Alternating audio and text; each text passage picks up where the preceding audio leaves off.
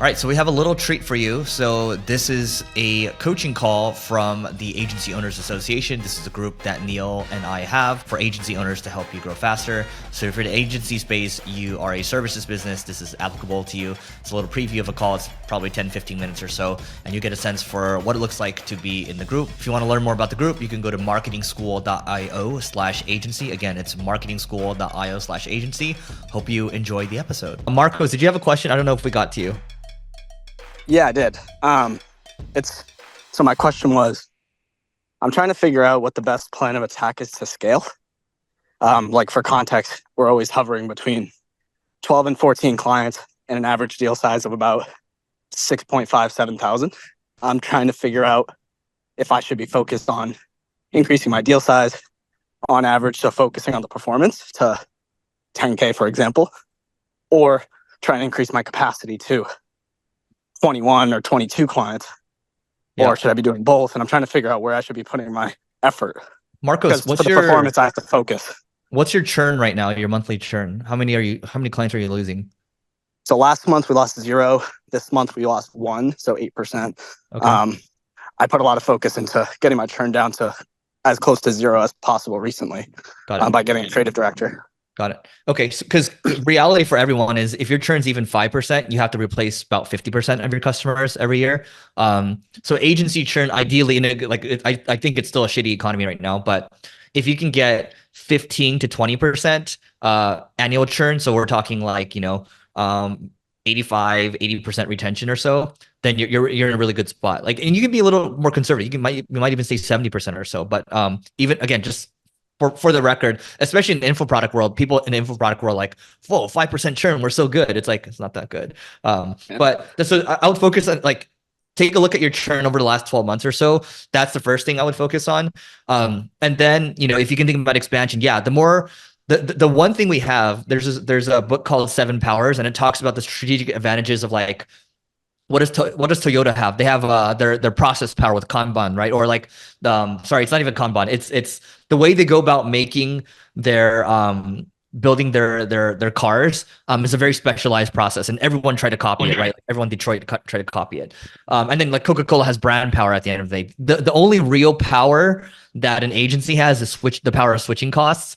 And that means the more things you can layer on, Marcos, that are value add. So for example, right now there's a lot of people coming to us. We need help with community management. We want to do what you're doing with organic social. We want this. We want this. We want this.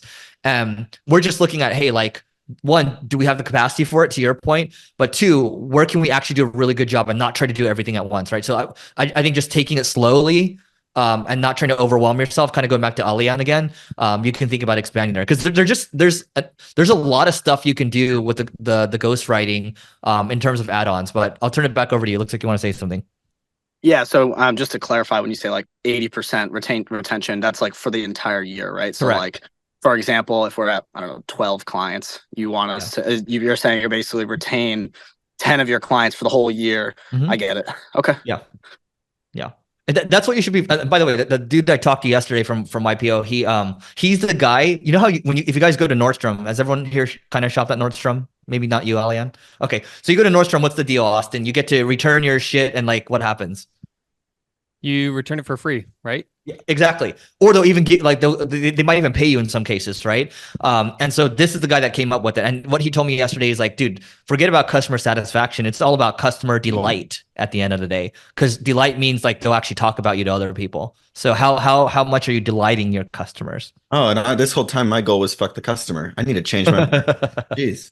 Yeah, that's good advice, because we operate off 70% referrals.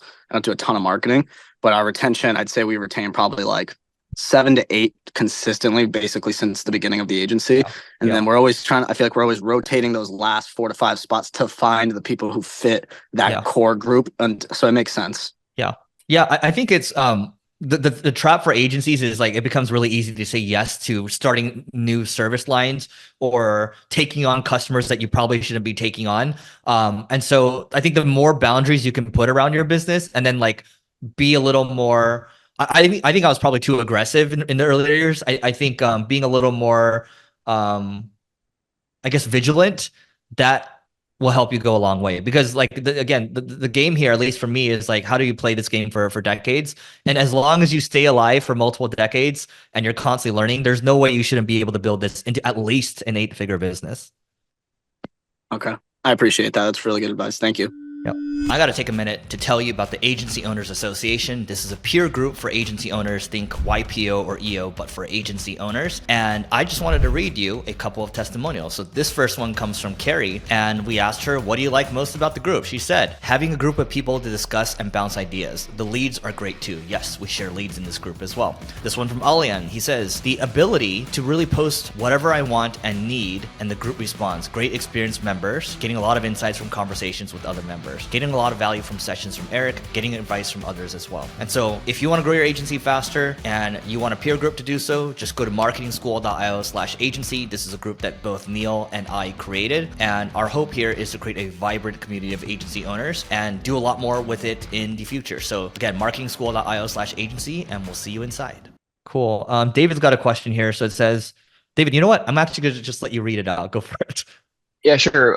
But before that, just some insights on the way we do our business, right? So, and I think this dovetails to the question earlier, right? So, how do you sustain clients over time? Because people do churn, and like you said, if 5% churn, you basically have to replace 50. I mean, I guess for us, it's not like we have clients and services. We basically sell leads, right? So we sell calls and we sell form leads, and within that space, our clients actually go in and out. Right. So they can be in the mood for like buying leads this month. They could churn and they could come back. And it's because it's pay for performance. It's pretty easy to sell them, right? Like we just send them a doc, they send the budget in, and we're off and doing business. Right. It usually just takes one phone call for a transaction to happen. Right. So David, one question on that. So if it's pay for performance, why did they stop? Because the CPSs might be high. So we're selling to both aggregators and direct. So in aggregators, some people might just buy it because they're reselling it.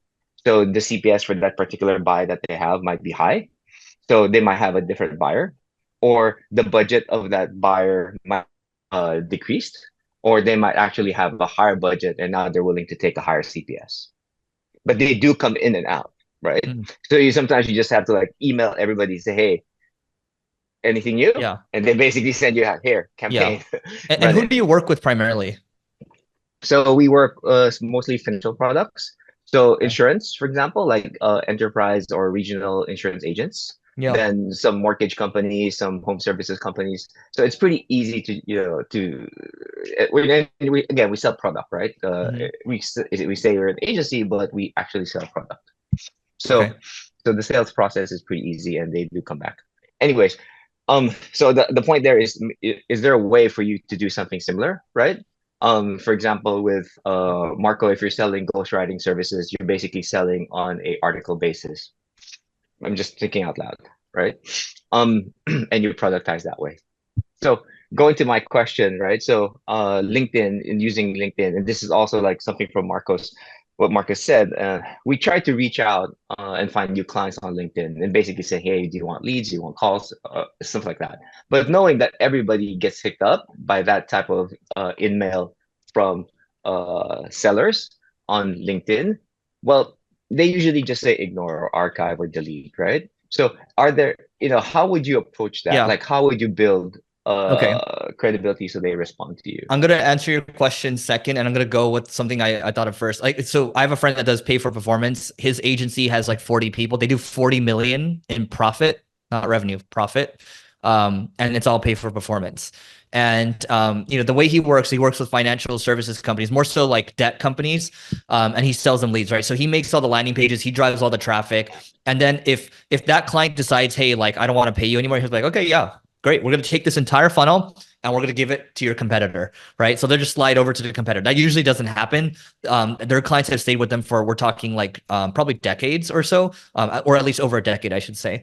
And so like that might get your mind to think about something in the long term, because I do believe the best marketers, if you're best in the world, you can operate on a pay for performance or maybe like a pay per usage basis, especially in the next 5 to 10 years.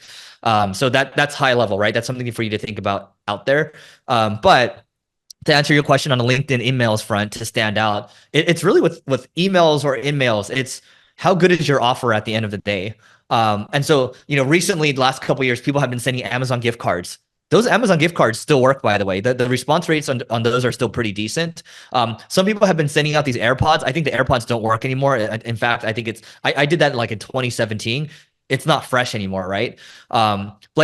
David, like, to me, it's like if you're sending leads, if the leads are really good, they should be renewing with you. So something is not adding up in my head. But if they are in fact really good, let's say you sell the leads to agencies, everybody here, right? Imagine everybody here. Hey, everybody, I'm going to give you 3 leads in the next 30 days or so. And if you like it, let me know. And like, if it's Brennan, it's like 3 really high qualified leads.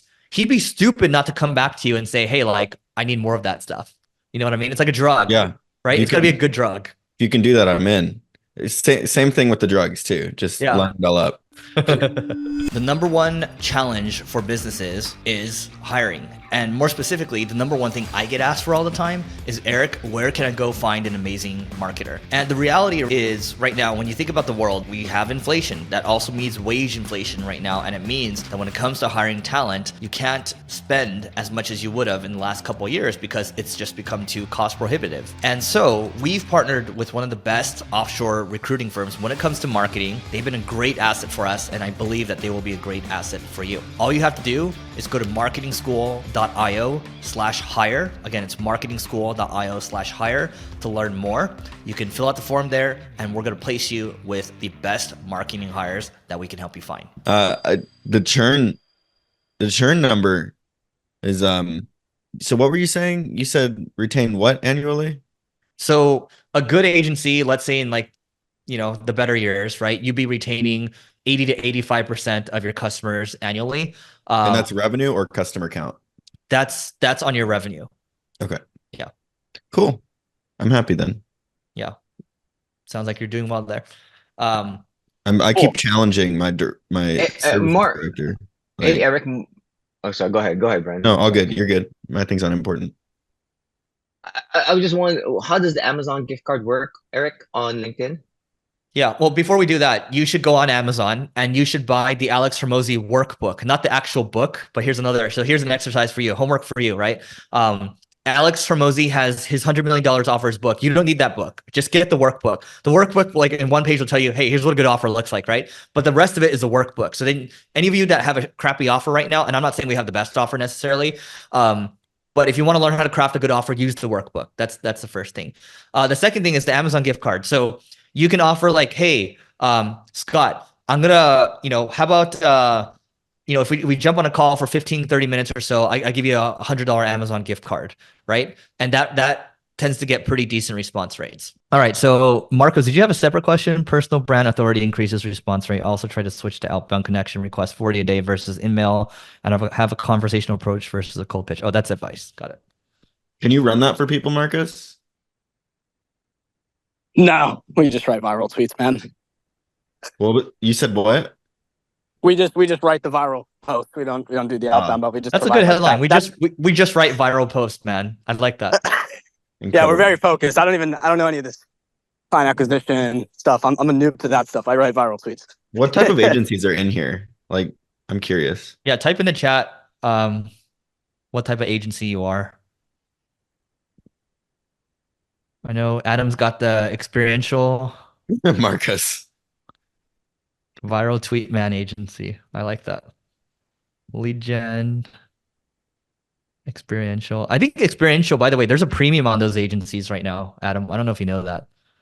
Oh, I didn't know that. I think it's I saw somewhere that it's like if it's like has significant scale, it's like 17x. Wow. Time to sell. Well, my theory is the more, AI takes over the world, the more important the real world experiences are going to be. So that's kind of in line with that. Yeah. Because it's harder to break through. I mean, that's why everyone's here today. It's like, how do we break through in digital? And LinkedIn, it's getting crowded. And then, so they're looking to do things out there, in the public sphere. So the demand is there.